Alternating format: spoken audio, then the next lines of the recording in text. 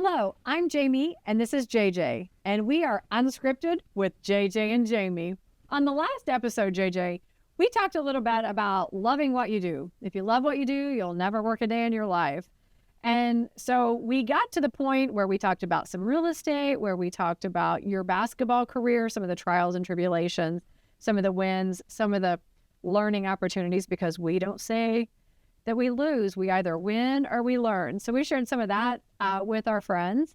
And on this episode, we're going to touch a little bit on our adoption with Jada, me having a 14-year gap on my resume and having a really hard time after your basketball career, and also how MVP started. I think it's really important, actually to continue with, bringing Jada along, her living in some of those places. But I think that 14-year gap, I think people are going to be amazed at your trials and tribulations trying to get, just a normal employment, after having such a gap in your resume. I think that they'll be surprised at all the things you had to go through before you found something that you really, truly loved. I agree. So when we decided to adopt Jada, it was probably 1996 that we started the process. And Jada was born in October of 97. You were actually playing basketball in Japan, and we got the call at about 3 o'clock in the morning. The guy from the adoption agency, his name was Ray. Yes. And his wife's name was Barbara. And they called us. And they always said through the process, they said, when Ray will never call you unless all rights have been terminated. Yes, because I know I have attachment problems. And the last thing, we heard horror stories about how people adopted kids and then they had to give them back. And I'm like, we don't want to go through that. Yeah, no, I knew that I mentally could not handle that. So we chose a private, closed adoption that we didn't find out until all parental rights were released. So Jada's, let's go back to Japan. So we were watching Low Down Dirty Shame. I don't even know if that's a good Low Down Dirty Shame with Jada Pinkett Smith. Exactly. So, and our deal was if it was a boy, you were going to name Brandon. If it was a girl, I said Jada. And it was just really ironic that we were watching Low Down Dirty Shame because I had chosen the name Jada, but I wanted it Jayda because a lot of times people call you Jay or JJ. Yes. And so I wanted to spell Jada a little bit different. But Jada Pinkett at that time was Jada Pinkett. Yes. And her name was spelled Jada. Yes. But Ray from the adoption agency, he called us at about 3 a.m. I'll never forget how that happened. We're sitting on the couch. In Japan, a lot of the ceilings are really low. Yeah. We were able to take our furniture from America over there. In these little spaces. So we had a normal size And he was like couch. a lazy boy Exactly. couch, And we're sitting there and we're watching the television show and the phone rang. And at that time, we had one of those 6-in-1 phone, fax, printer, all the scanner. So it had it was about like this big. It was a monster. Yeah. And it had a unique sound to it when it rang. So, but when it rang, you and I immediately looked at each other because it was so early in the morning. Nobody called us. And no one ever called us at that time. So we knew the time frame was getting close because they told us from start to finish for the adoption would be about a year's time. Yeah. And we knew we were pretty close to that. And when that phone rang, do you remember you and I we just looked at each other and we couldn't move. And I was like, you need to get it. And then finally, I jumped up, went over, answered the phone, and the first thing I heard was JJ. I said, Ray. I said, Ray, is it a boy or girl? And he said, it's a girl. And we're like, it's a Jada. Yes, it is a girl. Absolutely. So. And ironically enough, actually, there was another, because like the way we did the adoption is the mother picked us out without us knowing. So we created an adoption, like we created a book to tell who we are. So we had like pictures in it, what the nursery all of our family, like, all of the family, who our cousins would be, who our aunties, uncles, all of that. And someone else had actually chosen us. Yes. Had a boy, but right up until the last moment, minute, yes. changed her mind and decided she wanted to keep the baby. Yes. And then they put our which would have been one of those those roller coaster things for us if that had they happened. Told us about it. Yes. She kind of retracted and wanted the baby back. So they put our name kind of back in the pool of parents to choose from. And we were in there for the next mother that came in, saw our book and said, this is the family parents that I want, because we wanted a mixed child. Kind of like... Well, we knew that if it was a biracial child, that she wouldn't have as many questions, right? Had she been white or had she been all black, because then it's like, is that your dad and not your stepmom, and your stepmom, or if it was vice versa, it'd have been, is that your mom and why come that's not your dad? So we never wanted her to have to go through things like that. Right. And from day one, if you remember, we've always talked and we did all the Disney sing-along songs, and we've always told her from day one that, that she was chosen and that she was adopted. So that's one thing we wanted her to know from the beginning, all the way up to the time where she can understand and we can have those conversations. We wanted her to know that, she's special and that we chose her. Yeah. And one of my favorite books that we read, Jada, as she was a child, it was written by Jamie Lee Curtis. And I don't know if Jamie has adopted kids of her own, but she wrote a book, a children's book called Tell Me Again About the Night I Was Born. Yes. And it was as if, it talked about the parents getting on a plane and going and flying. And so as a baby, we read this to Jada. So as a toddler, we read it. So Jada has known her entire life that she's adopted. And it was really just a beautiful adoption. It's like there was no surprise to her thinking that we are her biological parents. It's funny because like a lot of people still to this day, like, oh, she looks like you, or she looks like JJ, or she has your personality, which she does have my personality. Yes, and she's got height like me. Yeah. She acts like us. I mean, yes. Yeah, I don't think we could have had a child that acts or looks more like us than what our Jada does. Yes. But the adoption process was very smooth. The day before we picked Jada up, because she went then in the foster, private foster care. Yes. We did meet her birth mom, and her birth mom was very nice and very kind. And, she chose us, and she was very comfortable with that decision. And so that was nice to meet her and understand why she made the choice that she did. And I can't imagine having to do that. But I always told Jada that's a very unselfish move that her biological mom made, because it's so easy to have a child and just, even if things aren't right and things aren't perfect, but her birth mom knew that she would have a better life if she was with us. I can remember the day, that we got the call. We could not wait till daylight. Where we could tell the coach and everybody that, we have a baby. And we prepared them that when this happens, we have to leave immediately. You got to take us to the airport. Yes. So, they got us tickets very quickly. We were out the same day, but I remember flying home.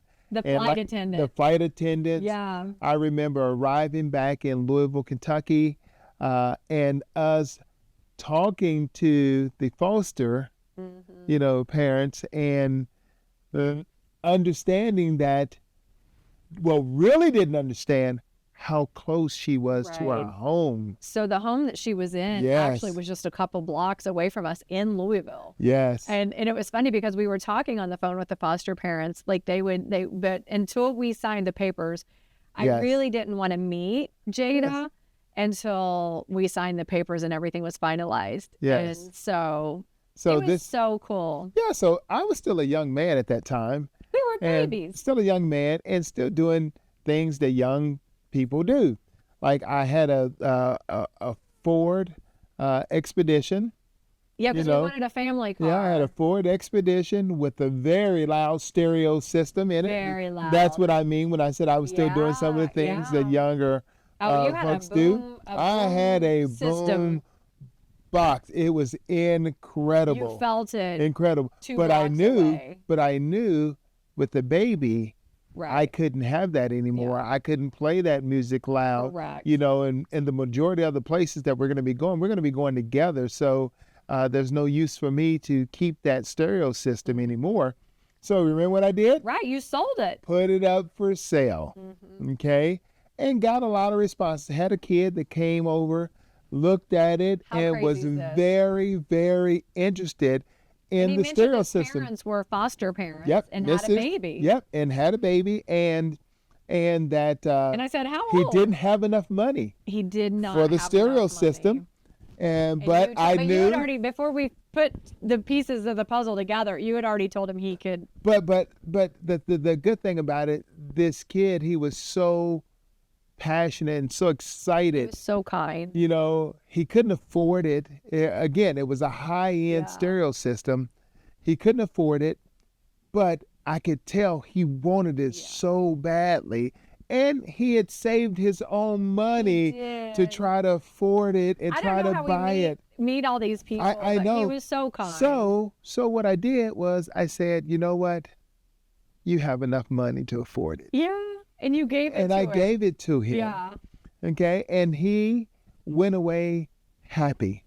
And then he told his parents about these people that's adopting a child. And the parents said, what's their names of the people that you, and come to find out it was his parents. That had That was the Jada. foster parents That for was the Jada. foster. That's So it's such a small world. yes. And so you were able to stay for 2 weeks, but then you had to fly because you had some games. Yes. I had to stay back with Jada because she had to get her shots Correct. and get kind of clearance, get her passport and all that. And we got the expedited So I can't remember if it VIP was service again. 30, 45 days before you came over Yeah. to Japan. And so then I flew over with her, and thank God the team always flew us first class because I needed that. Your cousin went with us, and Jada slept for 24 hours straight. But as soon as we got to Japan, she was up for about 24 hours. So I was team no sleep.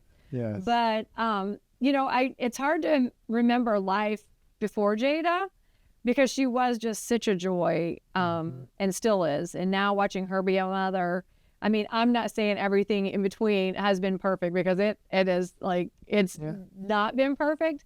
But I think where we are right now, I feel like we've went through a lot of trials and tribulations to get where we are today. And so I'm very thankful. And I'm thankful for the woman that she's become. Yeah. And, you know, another thing is what a child does for an individual. Right. You know, there was things that, you know, that had control of my life during that time that I had struggled with. Yeah. And when she was born and she came into my life, you know, I no longer wanted parts of that I think anymore. we tried to make better decisions. Yeah, it subconsciously does something to you, you know, where you want to be better. You want to do better. You want to impact people in a positive way and in a different way. So, you know, and that's what Jada did for me then, and that's what Baby Jackson is doing for me now. Exactly. So it makes you want to be a better person, 100%. you know, and do better for them. Leave this place in a better place for them. Right. So, yeah. So then we fast forward. So you played, let me see, you the countries that you played in, let me see, Italy and Greece before we got married, Venezuela before you got married, Canada before you got married, before we got married. Then we moved Israel for 2 years, Japan for 2 years, Argentina for 2 years, Cyprus for a year, back to Argentina for a half a year, then to Israel for the other half of the year, then to Italy to finish out your career. Yes.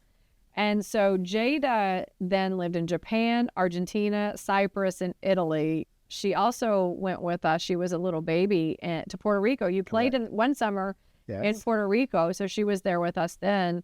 So actually, a lot of people may not know that about Jada, that she's lived in all those countries. Yeah. And at one time, she was speaking pretty good. She spoke Spanish before we spoke. Castellano. She That's understood. when I knew that we needed, because her nanny in Argentina, I always said, I was like, speak Castellano to her, like only speak Castellano. And I remember that kid running up saying, JJ, hota, hota, hota, hota. And she's like, mi mamá y papá no hablan Castellano. Exactly. And I was like, whoa, whoa, whoa, whoa, whoa. Yes.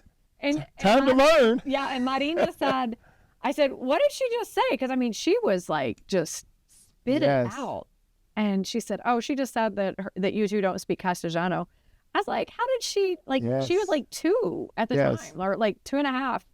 And, but Marina only spoke Castellano to her. It's like the night that she cried all night.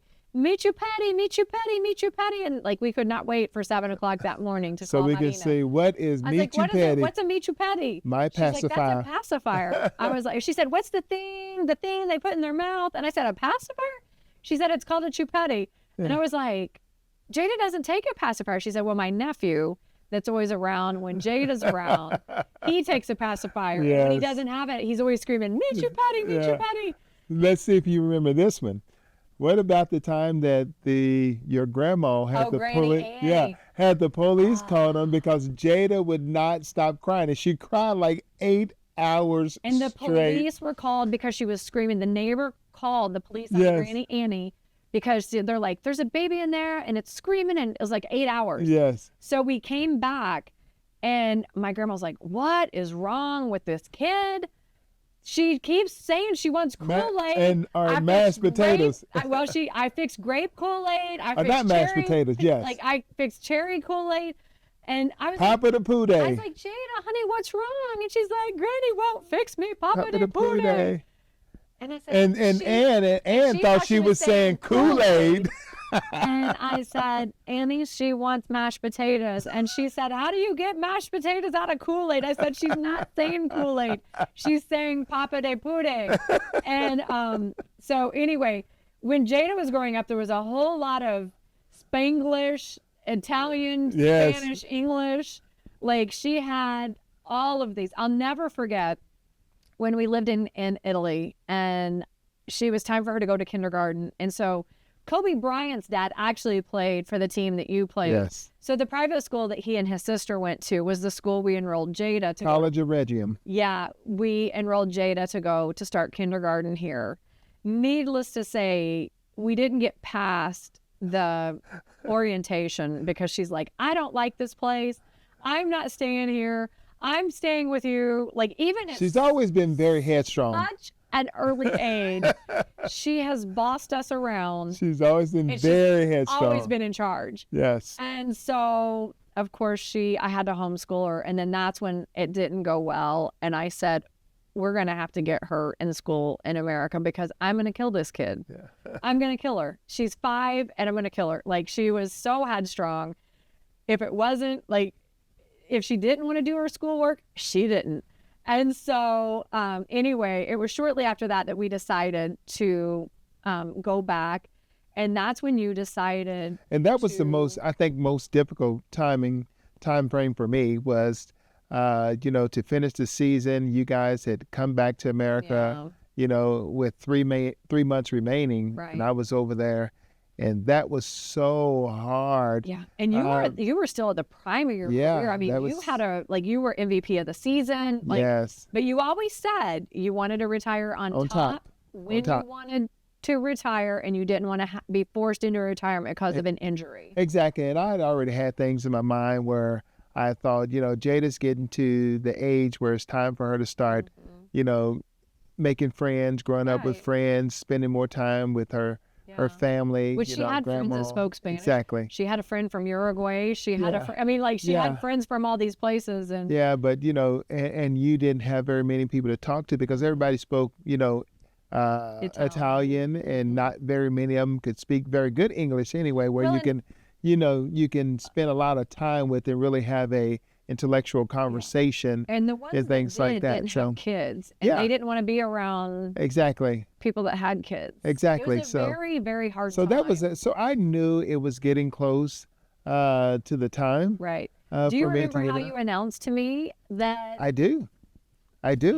So that you were going to retire. How do you remember how you announced to me that you were going to retire from playing basketball? I do. I came back from Italy, and we lived about 75 miles from Louisville, in Indiana. And I said, "Hey, let's go shopping." And let's go. Back then, I actually liked to shop. Yeah. I don't like to shop I said, let's go to Louisville, because we're going to see family too. Right. I had a lot of family in Louisville. Go see some family, and let's go do a little shopping at the Bashford Mountain. I mean, not the Bashford Mountain, Oxmoor Mall. Yeah. And so we went to Louisville, and we went toward Oxmoor Mall, and we started coming back west. Right. And I said, oh, those are ugly cars that you like. They're down here. Let's just stop and see them. Because we had talked many years before. You were you're so smart. And this is one of the things. Can you say that again? Can you say that again? You're so smart. Can you say it again? No, I'm just joking. That's enough. I'm just joking. One of the things that we've always talked about was while we were still playing and we were only going to be in the States for 2 months out of each year, Right. it made no sense for us to buy a car, to park it in the garage, for it not to be driven. Yes. And to depreciate while it's sitting Right. in the garage. Because we've always said cars are a huge money suck. And we always said, instead of buying a car, let's buy a house. Yep. And get rent from the house and let the rent pay for the car. Exactly. So we were in Louisville and we were heading west. And I said, that old car lot that you like with the ugly cars you like? Things. And you said the Jaguars. I said, let's go look at this car lot over here. See them. Show me that ugly car you're looking for. So we pulled up in there and I said, if there's any car on this lot, which one would it be? And you pointed to a white XJ8 Vandenplas. I didn't remember the XJ8 like Vandenplas. I remember yes. Vandenplas. And you said it'll be that one right there. Okay. So at that time, there was a salesman walking out of the building over to where we were at. So I looked at him and I said, wrap that one up. We will take it. You looked at me at that time and said, you're retiring. And that's how you knew. And then I cried. I guess I got all my crying out like at an early age because I don't really cry as much anymore. I don't know if I did enough crying at an early age, but I remember crying and giving you the biggest hug. And I'm like, you're retiring? And you said yes. Yeah. And I wanted to be with you. Yeah. And we wanted you to be with us too. But I just remember there was something powerful about being able to have a very successful 14-year career in basketball and retire at on your the top. prime. You know, it wasn't big, you wasn't washed out. And there's nothing wrong with that. But there was just something powerful that basketball didn't have a strong hold on us, that we needed to financially depend on it. Right. We had purchased houses. We had done almost the ground foundation we didn't live paycheck to paycheck. We lived off $1,000 a month. We knew that we could live off $1,000 and still have a nice life. Yes. All the things that we had learned, and we tried things. Yeah. And we saw what worked and what didn't work. Right. And we were successful at a lot of things. So when it came time to give up basketball, I wasn't afraid. No. I wasn't afraid that now I'm not going to be bringing in these types of salaries and how am I going to live? Because but we didn't waste our money. We didn't spend our money. So, we knew that we could live, on a certain amount of money. Right. So, but I didn't want to not do anything. So I immediately got a job. Well, and I think you had it lined up before you left Italy. Yes. I'd called back to someone you had introduced me to, Mike McCracken. And Mike had set me up with an interview with the president of Paoli Incorporated, Tom Talone, and the vice president of sales, Mike Hazlett, and then some of their other people, Steve Johnson, Kevin Street, a few other people, and I interviewed with them. And at that time, they didn't know what I was going to be doing with the company. Right. But they basically hired you for your celebrity. They hired me for their celebrity, but they knew that I was cultured. Yes. They knew that I could talk to anyone and build a relationship with anyone, which is a critical thing when it comes to sales. 100%. Okay, so which is ironic because I had the opposite effect. Like I had a 14-year gap where Yes, I had worked in a lot at Hotel Neptune, at Hotel Neptune as their concierge to their English-speaking guests. But I also worked at the American School in Japan, where I was a substitute teacher, but also their cheer coach. And so, but really, when you looked at my resume, there was a gap. Where they saw you, they was like, your culture, do you have this experience traveling around or traveling around the world? And they saw it as a plus. Yes. With me, Yes. they saw it as a negative.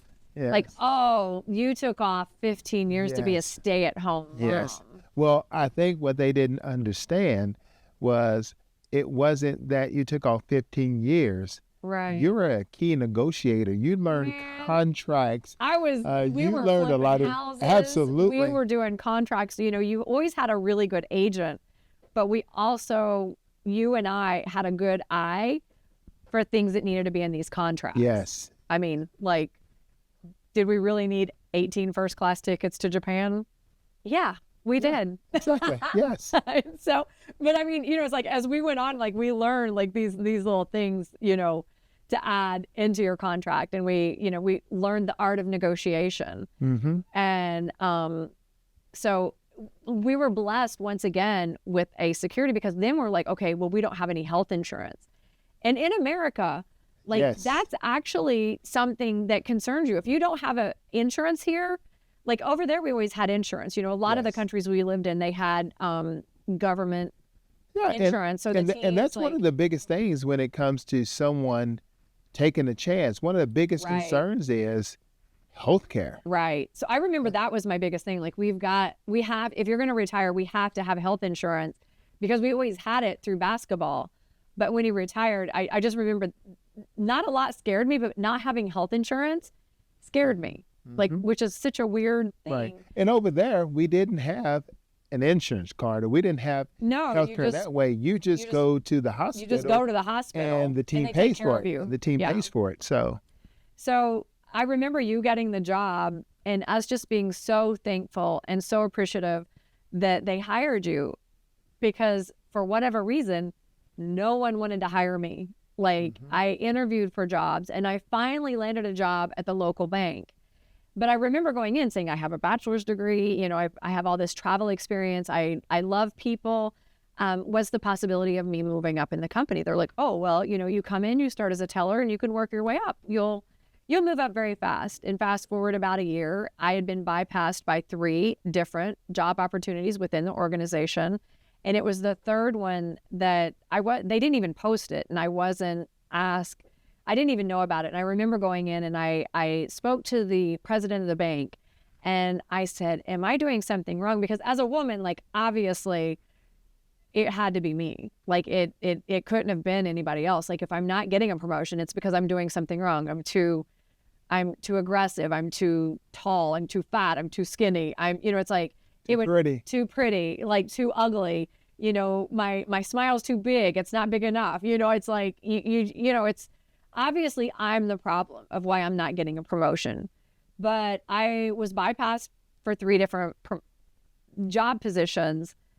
And I remember on the third one, I said, am I doing something wrong? Because every opportunity to further my career, like anytime they offered training, anytime they offered, I remember traveling to Evansville, Indiana to take an Excel spreadsheet. It was like a 2-day training course, because I just always wanted to be learning something that I could take, so the next time there's a job opportunity, I can say, hey, I'm not afraid to keep learning. I want to continue my education. I want to bring something to the table for this company. I want to offer something more than just a friendly face or a smiling person. You know, I wanted to bring something to the table because I knew what I had to offer. But I spoke to the president and I said, am I doing something wrong? Because this time I'm getting kind of frustrated. And I said, like, you've given me all this advice and I keep doing what you say, but this time I didn't even know about the job. And he said, well, such and such needed the job. And I said, he said, such and such needs a job. He has a family. And I said, I have a family. And he said, you have JJ. And I just thought, I'm never going to get an advancement in this company because I have a husband that's a very successful in basketball and successful in business, I'm going nowhere fast. And there's nothing wrong with being a teller, but that's not, I knew I just had more. So I remember going home and I was just defeated. I probably cried because I was still in that crying stage then. And I remember saying, what's wrong with me? Like, I had to be the problem. Like, it couldn't be someone else. And I remember you saying, they just don't know. Yeah. They don't know what you have to offer, which was what the message my parents always told me when I didn't make the cheer team, when I didn't make the volleyball team, when I was cut, nobody wanted me on their teams, or nobody, it was like I was too dumb. My grades wasn't good enough. You'll bring the grade level down for the cheerleaders. It's like I was never good enough for anybody in that town. That's what you were looking for and what you were seeking was self-worth. Validation. Yeah. Validation.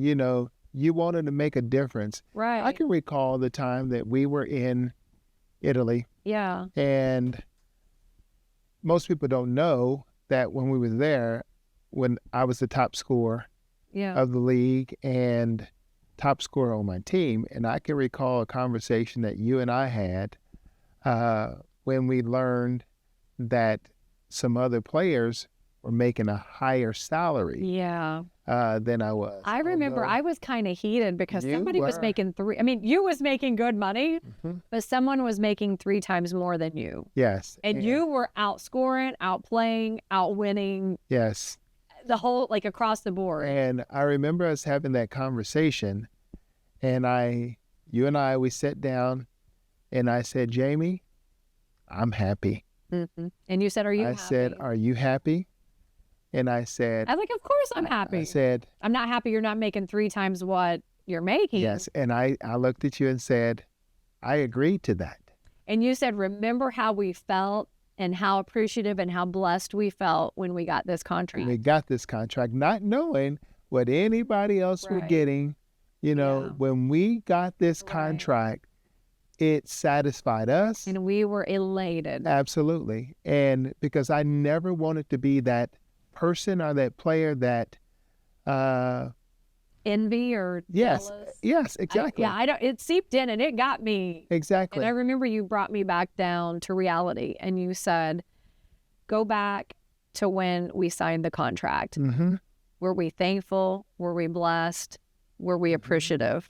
And I said, yeah. And you said, has everything else worked out in our life? Our real estate, our family, everything. You said, never wish for what someone else has because you don't know what happens. You said you don't know what happens behind closed doors. You don't know what they have to do or what their life is. Maybe they are making 3 times more, but maybe they're not happy. Yeah. Maybe their marriage is not good. And I just remember thinking that. And I've went back to that a lot of times, and like through the years and in business that we do and things like that. And that goes back to that coulda, shoulda, woulda. Be appreciative for what you have and know that the path that you're on is the right path. Yeah. So never chase something that. So which I carried that, when I left the basketball and I did, enter into the contract furniture world. Right. And I settled, for salary. Right. It took a salary because I knew that salary gave us everything that we needed. Everything Not that we wanted. Well, but it did have everything we wanted. We wanted health insurance. Yes. We wanted just a stable weekly salary that didn't depend on if your knees were working. Exactly.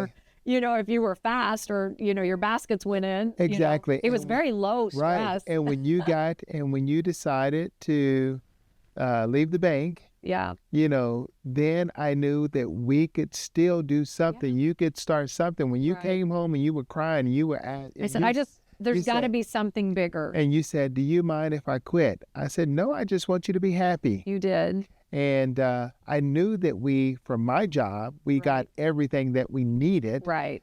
That would allow you to, start something that you would be happy doing and pleased with doing. So, it was, again, not wanting anything that anybody else had.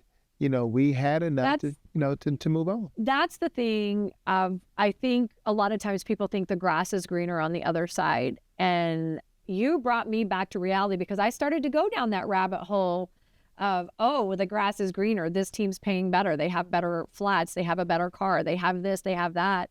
And you would always reel me back in and say, very seldom is the grass greener on the other side. Mm-hmm. Things like that come at a cost. Things, you know, and I've learned that in business as well. There's always going to be someone that pays a higher commission. There's always going to be someone that pays a lower commission. There's always going to be companies that rebate. There's going to be companies that don't rebate. You know, it's like, you have to know your value and you have to know your worth, and you have to know the people that you're partnered with. Yeah. Are they bringing everything on the table? Yeah. And now looking back, look at how everything had to fall into place and line up in order for us to get here. Because I wouldn't know that. And I would always be chasing something that doesn't exist, or I would always be looking at someone and saying, oh, I want that, or, oh, I think that's better, or, you know, it's like, and I think that part of what we have is we don't do that. We don't. And I mean, and now granted, we see people that have far more than us. We see people that have far less than us. Exactly. But after I went home and I said to you, but let me back up a little bit, because when you played ball, one of the things, especially when you were in Argentina, Cyprus, and Italy, that got me through the seasons was planning Disney vacations. Disney, yes. So even though we flipped houses. And the time that our coach made us practice. Oh, my lands. Because we didn't play a very good game and we had to cancel our Christmas to Euro Disney. I was crushed. I remember, yes. We were all crushed because that was the big gift for Jada. That was her Christmas gift. That was her Christmas gift. We had no Christmas gifts. My mom had sent like an American Girl doll over, and we remember what we did? We got her a puppy. Because we scrambled like the night. Eve. Yes, we scrambled the night before. And your coach got mad. Was it Lavelle or Tony that got, like, because he ended up coming up and apologizing. Lavelle Blanchard. Yeah, he came over and knocked, and he said, "Can I speak to Jada?" Because he knew we had a Disney trip planned and we were going to wake up on Christmas at Euro Disney. Yes. And he came to the door and he was in tears, and he said, "I need to talk to Jada." And I'm like, he said, "I just need to talk to her." And I mean, because like all the players, like Jada was like, why is this grown man needing to talk to this? What was she, 3, 4? 3 or 4, yeah. At the time? And I remember, like, because all your teammates, like, everybody loved, like, everybody loved Jada. I mean, we celebrated her 2nd birthday in Bulgaria with your team from coach Cyprus. Stopped the bus and said, we have to celebrate Jada's birthday. So we were always very fortunate that the teams and your teammates always treated Jada with respect and so Lavelle and in Italy, where you're talking about, where Lavelle was at, oh my, she'd go behind the counter at McDonald's. Right. They let her do at the grocery store. At the grocery store, Jada, grab whatever you want. I mean, Jada she was the little JJ. She was a superstar. So Lavelle came up to tell us that he was so sorry that we were not going to get to go to Disneyland or to Euro Disney, and Jada didn't really understand. I went into panic mode. I wasn't happy we didn't get to go to Disneyland, Walt Disney World, or Euro Disney. Thank you. That we didn't get to go to Euro Disney. But I was more mortified because we did not have any gifts for her. Yes. And she did not know at the time how that whole Christmas worked, if you're following me. So we got her a puppy. Mm-hmm. And Titus and Nikki Ivory watched the puppy the night before, and they had a dog, but that dog English bulldog. They had an English bulldog. That dog knocked a headboard over, smashed Noli, and Noli was a little bitty white Maltese, covered her in blood, popped her nose vessels. Yeah, popped something in the nose. Yeah. So Nikki and Titus call, freaking out because they're like, we're not sure if the dog's going to die. We end up, Nikki and Titus, and you went to a vet. You found a vet that loved the team. Loved the team. That's one of the perks. That's one of the perks of being a basketball player. Christmas Eve, come over to our house. We'll take care of it. But it had just busted its navel cavity or something like that. So Christmas morning, Jada wakes up and we're like, and she sees this thing moving because we had a dollhouse. And it freaked her out because I think she thought it was like a rat or something. And we was like, Santa brought you a puppy. Now but you can't touch it. Because like, yeah, so it was complicated. But that was, we really loved the people that we played with, but we really tried to not see what was, like what other people got and things like that. But going back to that, to the Disney trips, I would plan the Disney trips. That's where my planning, visualizing, I could be in my happy place, thinking about Disney, thinking about Walt Disney World, Magic Kingdom, Epcot, Animal Kingdom, Hollywood Studios, while I was in Italy, while I was in Indiana. It didn't matter where I was. If I was planning a trip, mentally, I was walking down Main Street, USA. I visualized these trips and I had it planned down. Okay, if we go from Space Mountain to here, we can get a fast pass. It was fast passes back in those days. We could have dinner here, but it's going to take us X amount. Like I visualized the whole mapping out. So we talked in an earlier segment about how we budgeted. We budgeted and we lived off of $1,000 a month. So even our Disney vacations, you would say, okay, we've got to save, out of that 1,000, we would have to save $250 a month out of that to pay for the Disney vacation. We didn't waver. We did not deviate from the plan.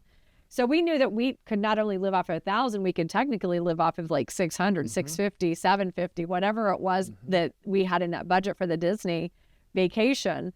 And so when you retired, I remember flying home on AirTran. My mom and dad was with us, and you looked out the window. I may have been actually still at the bank at this time. And I'm looking out the window. Jada's in between Can I apologize now for that?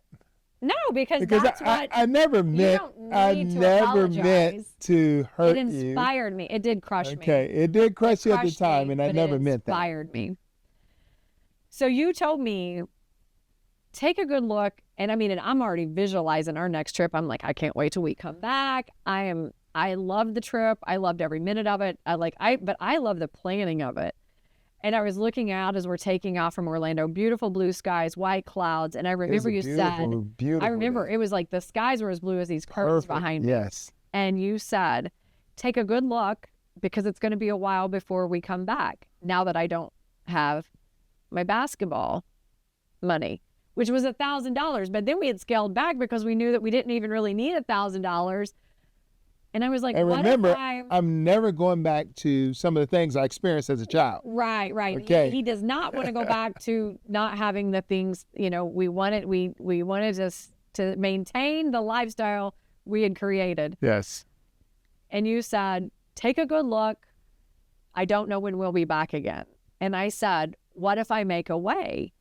And I said, how are you going to make a way? Like you wasn't real, you didn't see a vision. And I said, I'm going to find a way. And fast forward, it's really funny and ironic because when I started selling Disney vacations and we opened up the travel agency, all I wanted to do was sell Disney because that was my happy place. Why? Because if somebody comes in and they're like, I want a flight to Arizona. Arizona's nice, but I'm not visualizing them walking through the streets of Arizona. Yes. So Arizona wasn't really my happy place. So later I figured out, actually, it was my therapy. It was I could kind of escape and go to my happy place, which my happy place was planning Disney vacations like I used to do when you played basketball. Yes. So a lot of our original agents, it's funny because, I think of Courtney Canada, Michelle Spear, and some of these agents. And I remember saying, if we do this right, you can pay for your vacations. Like if we sell enough vacations through the year, you can pay for your vacation. Yes. And that was really our first goal. Like as a travel agency owner, my goal was to sell one Disney vacation a week. And I never missed that goal because I knew I love Disney. And I was not about to let you tell me that, one, we had to stay off property to be able to go because that was out of the question. Well, I think that part of the story is all extremely good. Yeah. But I think there's a very critical part of the story that happened even before we got there. Yeah. And I think that part of the story is when you asked the question if you could quit the bank Yeah. and we bought the building, Yeah. we didn't know what we were going to do with and that we had building. never dabbled in commercial and we have real never estate. done commercial up until that point. Right. And once we bought the building, it was like, okay, what do we do now? Right. We don't know what we're going to do with this building, but we're going to try to create and we're going to try to do something. Right. And at that time, I was traveling with, the contract furniture company, and I was in Detroit. And I happened to finish a day at 4 o'clock, and I was like, what am I going to do now? Well, I didn't have very much to do, so I would walk around through malls just to pass time, find a restaurant, eat, and see if there's a movie theater or whatever there. Well, lo and behold, there was a movie theater. Yeah. And I stopped there, and I actually watched a movie called The 40-Year-Old Virgin. Right. And it was a good movie. It was a funny movie. And I didn't even know what it was doing to me when I watched it. It inspired you. It did inspire me. Put us on the trajectory to where we are today. So I come back, and I come back home after working there, and we're still trying to figure it out what we're going to do with this building. Right. And I happen to be it used to be a tanning bed, and I was like, well, we can't really have a tanning, so like, how are you going to have a tanning salon? That just seems weird. Like, so I was in the shower. And you started screaming, Jamie, come here. And you came running as if I had hurt myself. Yes. Yeah. You thought I had hurt myself. And I said, I've got it. And you like, you got what? I said, I've got what we can do with the building. And you said, what? I said, an eBay company. Yep. And I had sold some things on eBay. You were already dabbling in eBay, and things like that. I was like, and we had done real estate. We had the basketball camp. So having a business really wasn't foreign to us. True. And I remember one of the other episodes you talked about you didn't read very much. Right. I bought but 3 you books. bought 3 books. That was my first Amazon purchase. And you read all 3 over the weekend. I remember that. I did. And I don't like to read. Now, mind you, I do not like to read. So you finished those books and you looked at me and you said, I think we can do this. I think we can do this. And the first company was called Fast Drop Inc. Which is still our parent company. Yes. And a lot of people are like Fast Drop Inc., but it was the umbrella for basketball camp, for our properties, and for the travel agency. Yes. So Fast Drop. Bring your things in fast, drop them off. And so that's kind of how even basketball, like fast, and then. But it was the hustle. I think it was the hustle. It was. I was addicted to the hustle. You and Casey were going yard selling. You were yard selling. You would take $20. Your contest. I remember this like yesterday. Yeah. You would take $20 and go buy things from yard sale, and you would have a competition to see who can sell those things for the most. Who could take that $20 can earn the most and sell our item or items for the most. I remember that. I remember one time you bought. That's how we got Half a Day Fridays.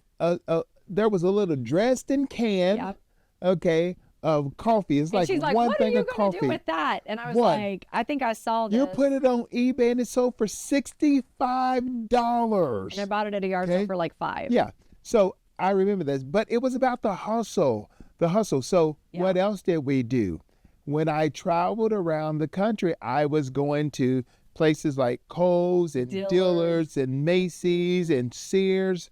What was I looking for? I was looking for their clearance racks, where if it was winter, they was trying to get rid of all summer clothes, and if it was summer, they were trying to get rid of winter clothes. Get winter coats for 90% off. Yeah, for like $5. Absolutely. And then we would sell them that next. I remember Kohl's. Yeah. They had a little girl's clothing line called Candies.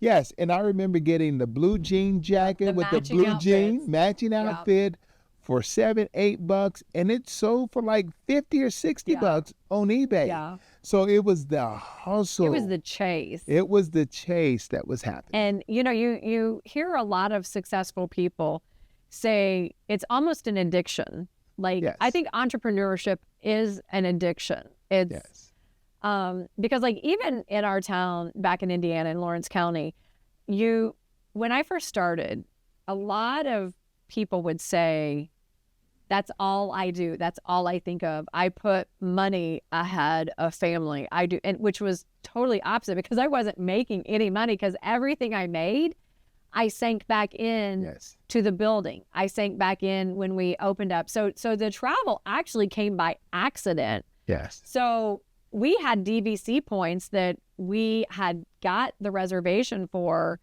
and they wouldn't let me switch the dates. I said, can I switch the names? And they said, yeah. So we put that on there and I got kicked off because I guess eBay has ran out of California. So I had to get a seller of travel. So on the thing, it was like, are you a seller of a timeshare or are you a seller of a travel agency? So that's when I was like, oh, I do have an associates in travel and tourism. And everybody that books a Disney vacation always comes to me and asks me, where do I eat? And you've traveled the world. I remember you including that. Yeah. And so I went ahead and got licensed and found somebody that had a travel agency that actually kind of endorsed me and including a letter saying, hey, she's actually been doing this, but not as a licensed travel agency. So I was able to get the accreditations through IATA. And so I received our IATA, got our licensing, got seller of travel in California, seller of travel in Florida, whole 9 yards, threw it on eBay, threw that one package on eBay and got probably 50 calls. Hey, these dates don't work, but these dates. And so I was helping people book their vacations without having the accreditation. So that's when I knew, I was like, I may have just tapped into something. And I really never tell that story because, well, one, I like to fly under the radar, but since that was like 16 years ago, does it really matter who I tell my secret to? So that was kind of our first tapping into something. But you and I, we had an agreement. We did have an agreement. We had an agreement, and that I would never ask you for a dime for that building. You would never ask me for a dime. We will buy the building. Yeah. But you can never ask me for a dime to run it. Right. And it fell under our portfolio of our real estate portfolio. Yes. So you made me pay rent to our Eubanks properties portfolio. Absolutely. Why not? Well, because you said you're no different than any other renter. Exactly. And the thing that we were trying to do is to make sure that we don't purchase the building and it's set. We had to make it work. And we've always been really good about not dabbling or not mixing our personal money with our business money. Absolutely. So whatever we invest, you have to find a way. Yeah. And I think that's one of the things that people that get into business, they don't push themselves and they don't drive themselves to where failure's not an option. Oh, failure was not an option. Failure's not an option. Because I was not to make it work. If you're doing something and it's not working, you have to pivot. You find another way. I would have sold plasma before I come to you and said I needed rent money. That was not going to happen. And I did. I mean, that's... Your plasma, right? Yeah, not mine. Maybe your plasma. But I just remember failure was not an option. One, because I had to prove to the world that I was better than being passed up for every... Like, I had, like, one thing that was going for me is no one had high expectations for me but me and you. You and I both knew that we had so much more to offer the world. And I think sometimes, when you are in a small community or you're in a small town, like I said before, people want to see you succeed, but they don't want to see you succeed. Does that make it sounds so counterproductive, or like it just doesn't sound right when you say it. But I did see as we were growing, I had to pull back a lot of times because I could see other people getting uncomfortable. So then that's how it was easy for us to fly under the radar, because people were happy, but they weren't happy, if that makes sense. Mom and dad, they knew we were they knew what was up. They knew what was going on.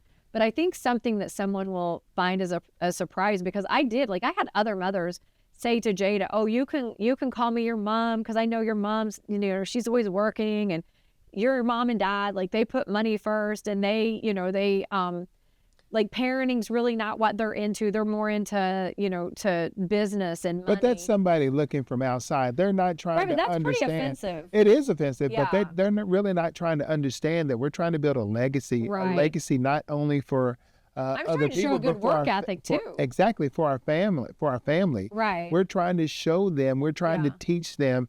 They don't know that, we have, 70 plus nieces and nephews and have a big family and we're trying to build for not just, us, it's for multi-generations. It's for people, anybody that's attached to the organization. It's to build their family and impact their lives and things like that. They want to go. Absolutely, yes. So I think about that, and I think what a lot of people don't understand about entrepreneurship is I think we had fast drops. So we had the eBay, and we did that for about a year. Then I found out the travel agency was I love doing eBay, but they were raising, everything was shifting because that was before companies had websites. So Kohl's didn't have a website, Macy's didn't. But once they had the websites, people weren't paying the crazy They didn't have dollars. the outlets. They didn't have the outlets. They didn't have the outlets. That's why we were so successful buying all the clearance items. Then weren't going. We weren't turning. We weren't we weren't making our money was like really making money. Do you remember the number one selling clothing item that we had?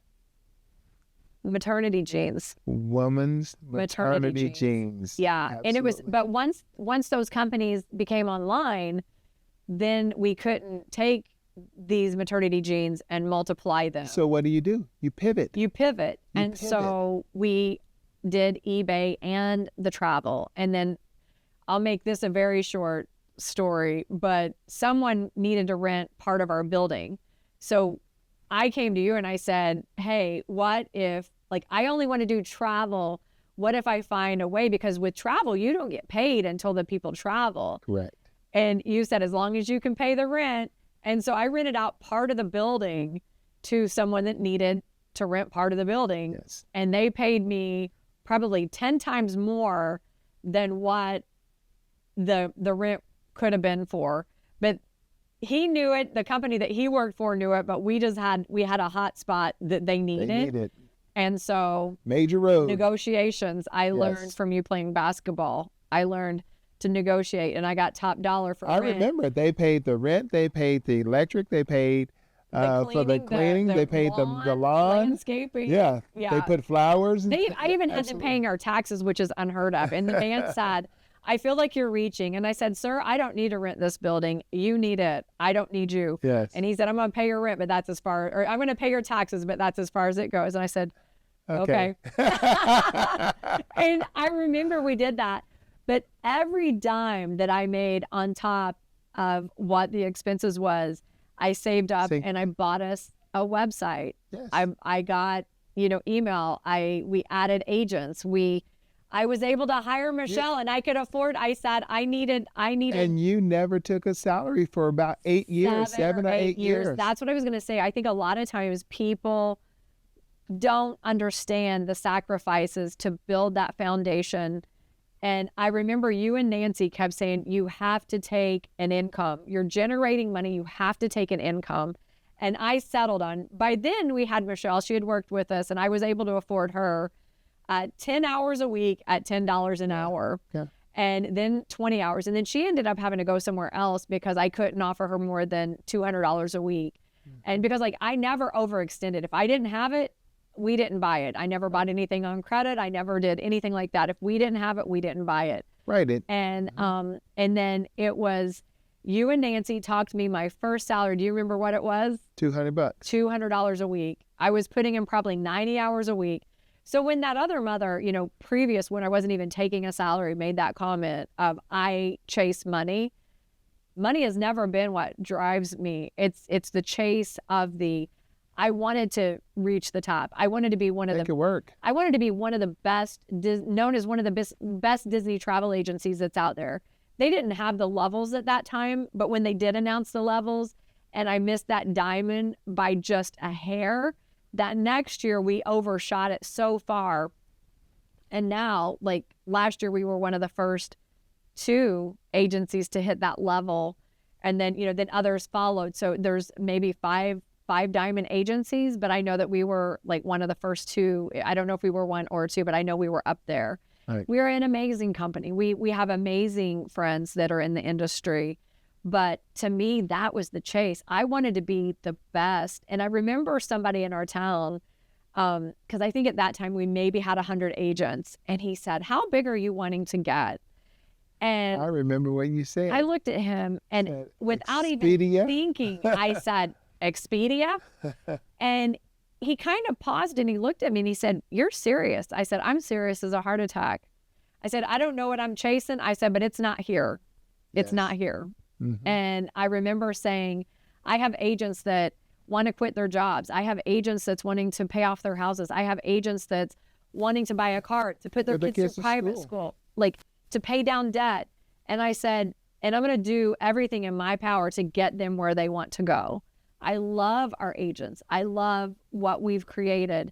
I know not everybody, has worked along the way, and that's okay, because I can tell you one thing, I am not going to waver off of who I am. I'm not going to waver off of who we are, what we're wanting to do, the mission that we have, and the people's lives that we want to impact in a positive way. I will not waver. Now you tell me this lady's not competitive. I didn't know that I was until you pointed it out to me, and I'm extremely competitive. That's the thing I love about you. I love it. So if we had any advice to give to entrepreneurs, no matter what it is that you're doing, because a lot of people, we know people that started soap Yes. companies. We know people that have actually started some pretty impressive companies Yes. that have turned into amazing companies. And I would honestly say, do what you love. Don't do it for the money. If you do it for the money, it's not. Right. It may work. It may work for some people. It would never work for me. I would not wake up if I was like, oh, I got to wake up because I've got to pay a bill, or I've got to Yes. wake up. That's not how my brain works. Right. I like trophies, and I like seeing my agents get trophies and get their rewards, reach goals. I would say, shun the noise. Oh, Shun the noise. you have to tell me that a lot. Go back to your childhood age when you were a dreamer and you thought anything was possible, and work your hardest to make it happen. And surround yourself with doers and believers. Absolutely. When you hit that crossroad, when things are not working out the way that you want, pivot. Yeah, Don't give up. Just pivot. absolutely. That's what I would say for any entrepreneur that's wanting to build something special, incredible, Right. is keep dreaming. 100%. Once you lose your dream, what do you have? Right. Once you stop dreaming, what do you have? Right. Everything goes away. You give up. Right. And I think for me, what you just said, shun the noise. That is still, even to this day, if someone says something negative about me, because I would say I have confidence, but there's also that little girl in me every once in a while that rears its ugly head that tells me I'm not good enough, I'm not pretty enough, I'm not smart enough, I'm not, and you always have to remind me. So that's the other thing. Find multiple people that when you do get down, they can remind you of what it's all about. I once heard from an individual, actually I've heard this from many different individuals. If you're wanting to go to a place that you think is impossible, or a place that you've never been to, it's not that impossible. Surround yourself with people that's doing it, that's already there. With the doers. And guess who's the next person to get there? You. They will be. Right. And I think there's a lot of pivotal changing moments in my journey with Magical Vacation Planner. And I remember when Dr. Goldsby asked me why I was not taking being a CEO more serious. But now, mind you, I didn't even know that we were entrepreneurs until he pointed it out. Dr. Goolsby is head of the entrepreneurship program, or at the time he was head of the entrepreneurship program at Ball State. And we had kind of crossed paths at the Persimmon Festival. Like I was working a booth and anyway, like we crossed paths and stayed in touch. And he became kind of a mentor. Like he kind of took us under his wing and said, you guys are going somewhere. You guys are different. You guys are like, there's something about you. And like I was on a board at Ball State where I like judged their entrepreneur students on some projects. And, he really just kind of told me it's okay to be a good CEO. And I remember him saying, why aren't you being the best CEO in the travel industry? And I said, well, my grammar is terrible. Like I can't read I can't read like CEOs surely have to have a really high reading level, right? And my grammar is terrible, like because people were always correcting me, whenever I would post something on Facebook, people were always like, hey, you misspelled this, or so it's like, I wasn't like, I didn't take it offensively or anything like that. I knew what my weaknesses were, but people still wanted me to book their travel. So it didn't seem to bother them. And that's when he told me, he said, do you realize that X percentage of the top CEOs in the country are dyslexic? He's like, this is what makes you so special. He said, your brain works differently than everybody else. When someone like Dr. Goolsby, that obviously has written books, like he's head of the entrepreneurship program at Ball State. When someone like that tells you it's okay to be successful and it's okay to shoot for the stars, like a Richard Branson, like some of these people we see on Shark Tank, it really resonated with me. It was almost like someone from our town said, it's okay to be successful. You should not be apologetic for it. Yes, it's okay. Your brain works differently than majority of people on the planet. You're a problem solver. You can read body language. You can read a room because you can't read a book. You can read a room. And so it was at that moment that it was like Jamie and Eubanks, CEO. And that's pretty good. Yeah, I have tears in my eyes just thinking about it. Yeah, that's pretty good. And I've not cried in years. And also, just to keep you focused, I tease you all the time. Oh, I can't stay focused to save my life. You're always focused, but I tease you on some things, and I try to make sure that we never forget, what's driving us and the impact that we're making. Right. With advisors, with families and things like that. And I kid you all the time. I say, hey, do you know what, MVP means to this family or what it does to this family? And when you tell me that 100% of their livelihood depends on MVP, it freaks me out. Well, I just want to never forget how important it is that every decision that we make impacts those that are part of our company. Yeah. It impacts a lot of people. And I know like this year we didn't hit goals with some of our vendors, and that weighed really heavy on my heart because I knew it impacted our vendor partners. I knew it impacted their salaries, just like we're all in sales, like it impacted their salaries. It impacted their communities. It impacted their kids. And I just remember thinking, they probably couldn't donate to their church as much as they used to. And so it goes much it goes much deeper than we sell vacations. It's and I think that is what being serious about being a CEO.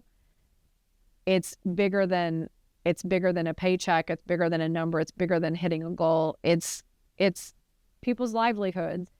And I think once again, I think that you and I really are lucky that we are both really, really have the same goals, and that is impacting people's lives in a positive way. That's right. You have to be in alignment with each other in order to do something amazing and special like this. Do what you love, and you'll never work a day in your life. Not one.